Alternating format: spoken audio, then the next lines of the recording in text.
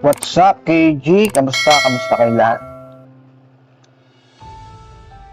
Tayo ngayong araw na to ay mag-grind gamit ang ating bird. So, ito yung ating mga equipment. So, nakaswerte tayo dito. Nakakuha tayo ng magandang weapon. So, nakamitik na yung ating weapon. Pero ito ay yung iba nating weapon ay hindi pa mitik. Subukan muna natin mag-roll. Pero i-grind muna natin. Ipon muna tayo ng mga 40,000. Parang pakiramdam ko, manunerf tong bird eh. Sobrang OP masyado. Halos one hit lang yung kalaban. Pero titingnan natin. Ba't pala nakapotato pa yung buntot nito? Alam ko, ginagawa ko na yung buntot nito. Hindi pang... Ay no, naka-ano na yun eh. Post-fight na yung buntot ko eh. So, isa rin yun sa mga visual bug. Pagkaya nito, naka-ano na ako eh. Post-fight na ako pero naka-potato pa rin dito. Tama ba? Potato lip. Pati yung tenga, ganun pa rin. Halos yung back lang ng parehas talaga dun sa mismong part. So, visual bug ito. Tingnan natin kung testing natin sa combat. Combat tayo. Ipon na tayo ng 40,000, then roll tayo. Para sa ibang weapon para makapag-test tayo.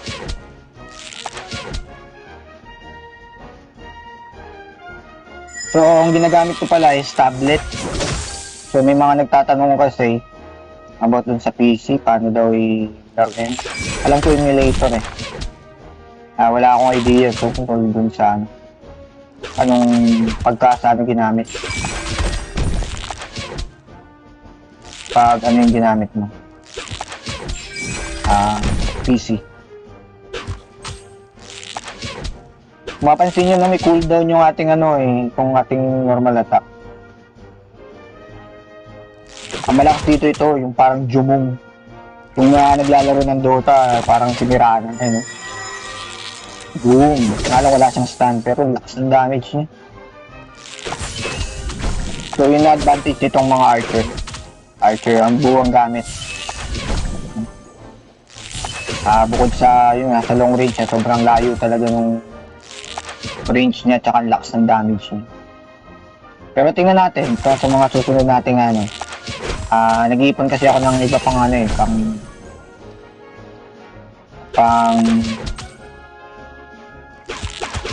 iba pang gamit tsaka ibang action yung babagay dun sa kanilang mga build.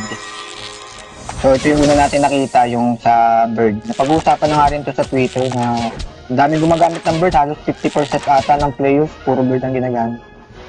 Gawa nga yung damage niya. Hindi ko pa rin nasilip yung speedrun eh kung may nakapasok na ba sa speedrun. Kung may nakatapos na ng random.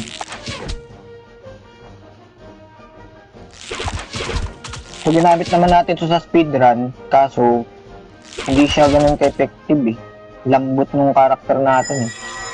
Siguro may iba pang mas magandang gamitin. Siguro malakas lang ito sa grind. Lalo pag nagpa-farm ka ng gold, ng mga coins.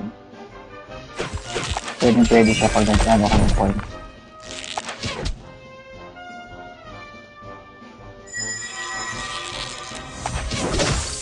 So, pinagkaiba nito dun sa dating playtest. So, individual action na lang yung gamit mo. Hindi nakagaya dati na 5 action yung gamit. Let's tayo dyan.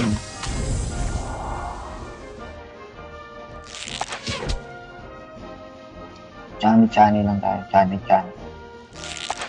Chani lang natin yan. Hindi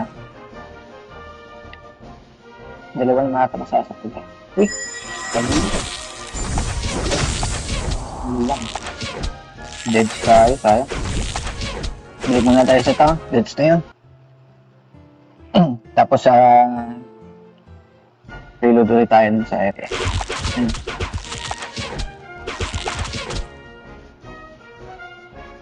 So sa mga hindi pa nakapagtayo ng Atias, ayun. Ganito siya laruin. So, para siyang MMO. So, ang una nating tinesting is yung bow type na Axie, na bird. Sa ano ko kasi is bird yung malakas sa dex at saka bug. So, tatry din natin yung bug kung sino mas malakas yung damage sa kanya. Saka kung anong weapon yung mas malakas. Hindi pa natin na-explore yung ibang weapon, nag-iipon pa ako ng coins para makabili ng mas magagandang weapon. Mamaya magro-roll tayo pagdating ng 40,000 para marami tayo ng roll. Yung mga wala pa tayo, magro-roll tayo. Then susunod natin yung Axie na pagdaan natin. The damage test natin.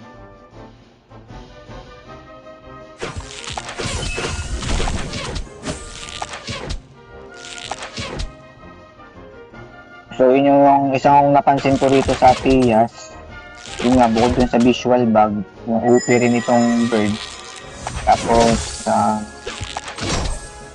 ito lang yung medyo, gagawin mo dito, mag-grind ka, sa bagay, playtest pa lang naman ito, siguro tinitesting pa muna nila yung mechanics, saka yung mga ibang bugs dito sa version na ito. Tapos nawala rin yung auto-attack. Nung last na playtest kasi namin, may auto-attack. Kaya mas magaan mag-grind nun, iwanan mo lang, magpa-farm na. Pero syempre, naging issue kasi yun. Kasi kung yun ang magiging, talaga ng laro, magiging style ng laro, so wala na, lang yung mga tao. Nagpa-farm lang na nagpa-farm. Actually, hindi ito pabor sa akin itong ganito na. Kailangan mo pa may cooldown yung attacks, tapos kailangan mo pang i-press talaga. Lalo na pinakagusto ko kasi kapag sa mga ganitong RPG, have fight ka na, wala akong kahit hindi ako actively naglalaro, pag may auto attack, mas okay. Siyempre, meron din tayong trabaho. At least kahit overnight, makakapag-farm kahit pa paano yung ating action. Sa ngayon, hindi na pwede kasi yun. Ang gamit ko last playtest is sa Poison Team na makunat. So once na ina-atake siya, napopoison yung kalaban. Tapos the same time nag-heal. Kaya talagang tank talaga. Tapos hindi pa siya madaling hindi siya madaling mamatay. Tapos nakakapag-farm pa siya.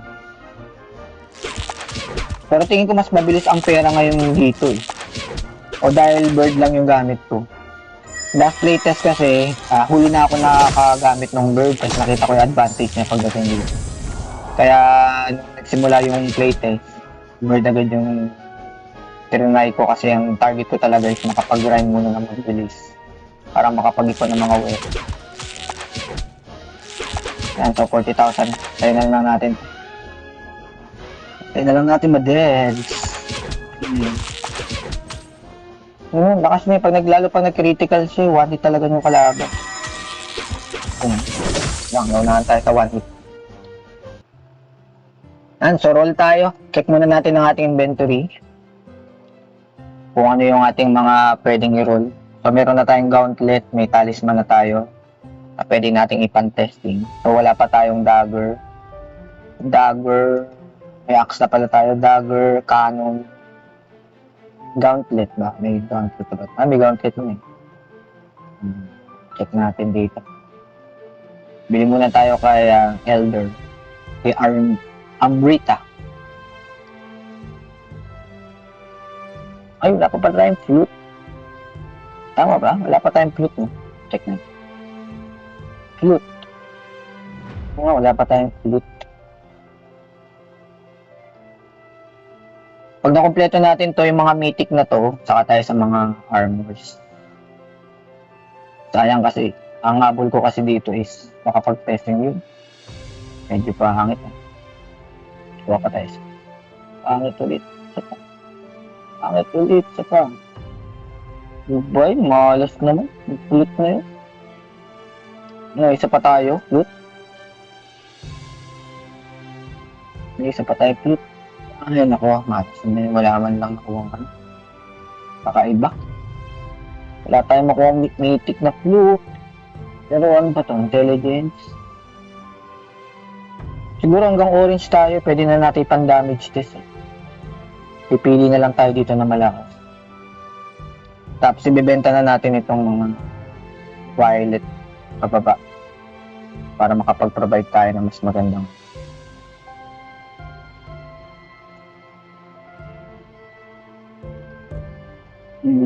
sell tayo.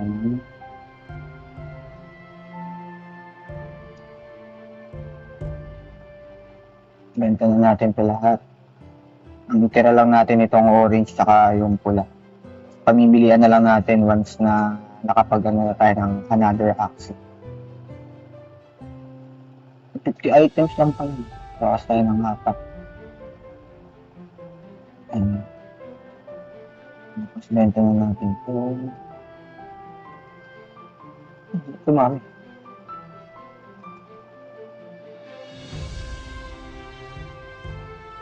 $53, sobra na naman.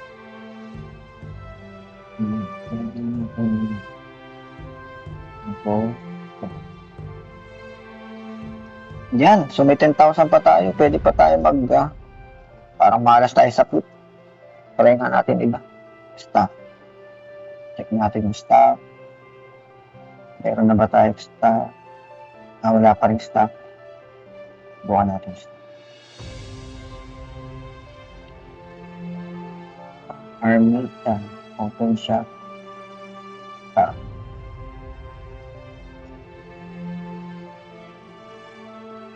Wala talaga, malas talaga tayo ngayon. Hindi tayo nakachamba ng ano. So sa inventory natin, meron tayong raging axe, weapons o attack type, physical attack, tsaka strength, mataas. So hanap tayo dexterity, 70, strength, talisman. Bili muna tayo ng axe. So dito kasi may mga magbibili ng malaga. Yun pa isa, kapag medyo matagal ka sa mismong town, so ang ginagawa ko, bumabalik muna ako sa combat. Ayan na natin, sayang na ito. Balik ako sa town. Tapos, medyo nawawala na yung lag. Ewan ko baka sa unit ko lang, pero ewan ko sa inyo kung anong experience, diba? Share nyo dyan sa baba kung malag ba o ano bang mga nakikita nyo mga bugs. So, ano bang mga action na meron tayo? Balik. Art combat. Load out. Load out change. So, meron tayong mech tsaka reptile. So, bili pa tayo ng dalawang axe pa. Mech tsaka reptile meron na tayo tsaka bird. Mech, reptile, bird. Meron na. So, aqua beast. Bag muna tayo. Bag. Tapos aqua. Beast. Bilhin natin pala lahat. Tapos dust. May plant. May reptile na ako. Ilan. So, meron na tayo. May na doble. 3, 6. Kulang pa isa. Anong kulang? Mech, reptile, bag, beast, aqua, dust, plant. Kulang isa pa. Anong kulang? Mech, reptile, bag, beast, aqua, dust, plant. Doon. Wala pa pala tayong doon. Isa rin yung doon eh. Maganda rin yung doon. Doon.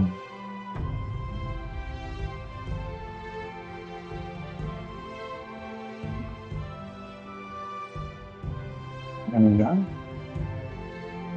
Yung ating mga characters.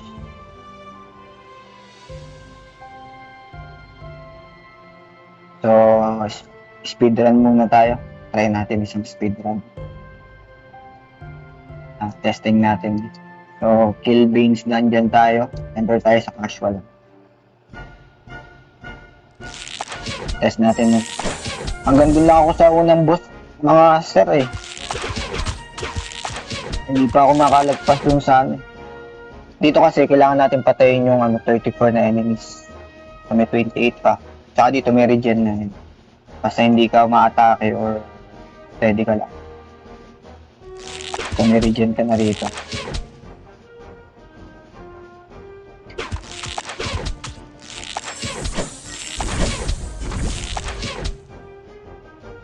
Malakas din yung damage na yun.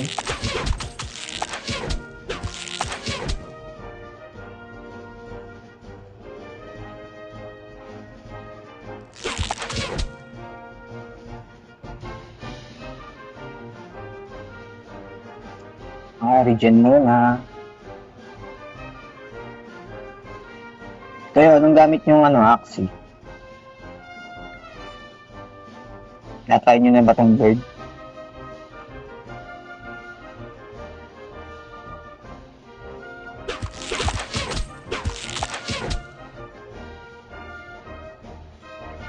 Ay, saan ba?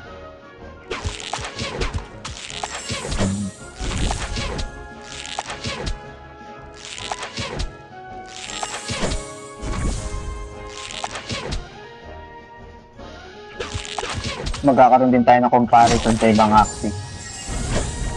Problema lang dito pag namatay pala tayo, hindi na natin makukuha yung item.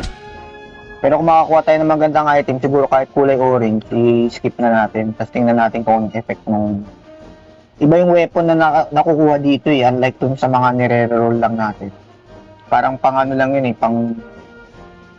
ano lang ng weapon. Pang kumpleto lang, pero hindi talaga siya yung... Hindi pa natin na-try eh, pero ito, tingnan natin. May 5 pa pala. 51 seconds na lang.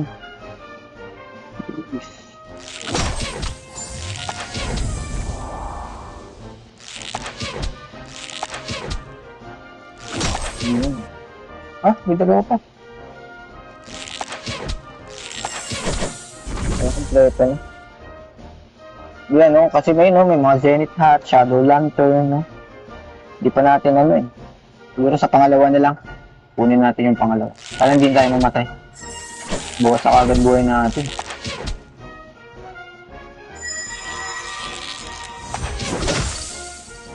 Buhay po. Pati naman.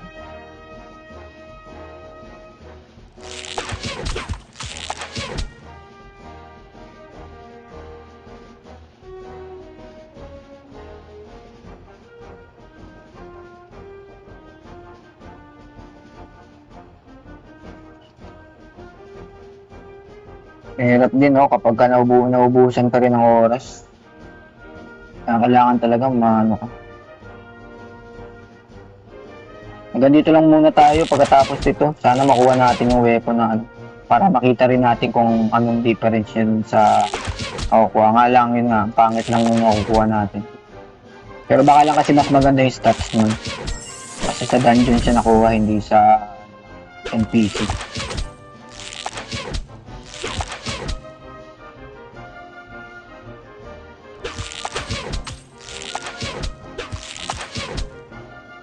Yung bayad pa naman yung dungeon, 1,000 din yun. Bagay, kung naka-bird ka naman, saglit lang sa'yo yun. Siguro isang pasada lang ng takbo yun, makapasok ka na ulit dito. Yun lang. Lakas nun yung pag nag-charge yung ibon na yun, lakas ng damit mo sa akin.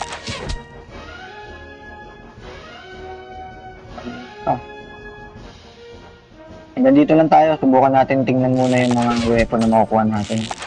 Kasi hindi ko pa talaga kaya yung mismo.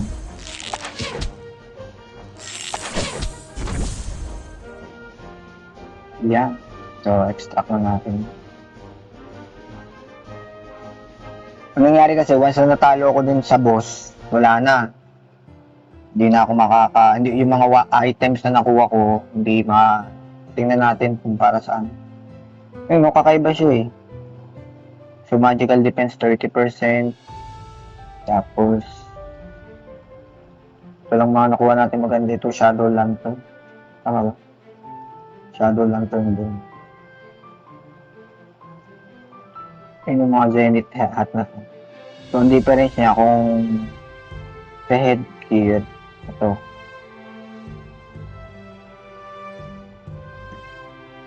So, siguro mas mataas siguro ang stats. Mataas lang kasi yung stats nito mga mga weapon, mga armor. So, intelligence tsaka willpower. Ito, inspire tsaka let's go. Fruit pala pala. Mega Flamethrower, Shadow Lantern. Yan. So, combat pa tayo sa last na. Bago tayo mag-wrap up. Wrap up. Duling, ano ba yan? Duling. Napagalat ang di marunong magmirana ng Dota. Napagalat ang di marunong magmirana. Sayang, iba pa ano. Kaway-kaway sa mga millennials dyan, mga batang Dota.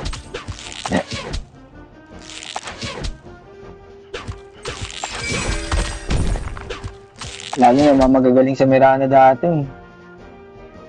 Ang bagay na bagay sa inyo to. Yun, isang run mo lang naman eh, 1,000 na ulit. Ay, 1,000 na ba yan kanina? Bagay, pag na 2,000 naman yun. Mabilis lang naman siya magpa-gold, madali ka lang makapagano. Nga lang yun.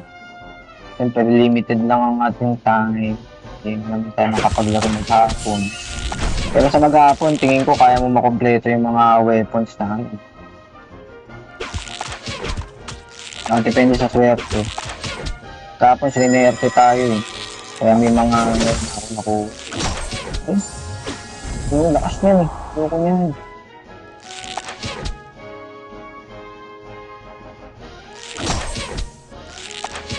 Ang lakas ang critical, 15,000.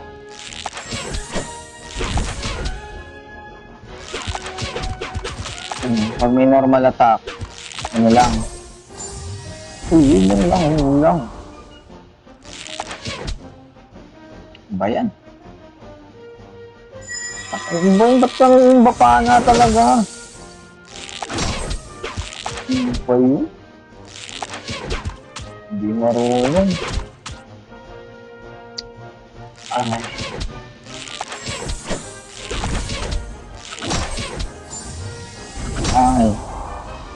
Yan, thank you sa inyong panonood. Magte-testing tayo bukas ng ibang build. So, nabili na natin yung ating mga Axie. Ito na ating mga Axie. Titingnan din natin yung mga parts at review natin. Maraming salamat sa inyong lahat. Kita-kita na lang tayo sa arena. Game on!